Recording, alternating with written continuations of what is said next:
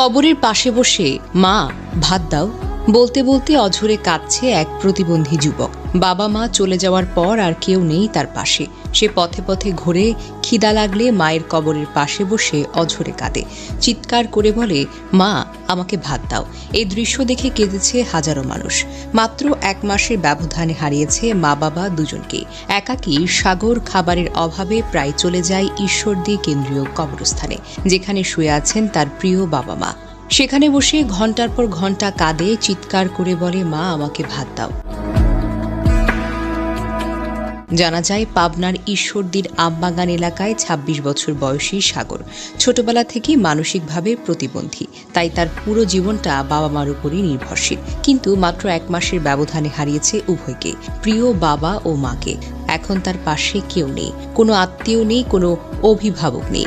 ক্ষুধা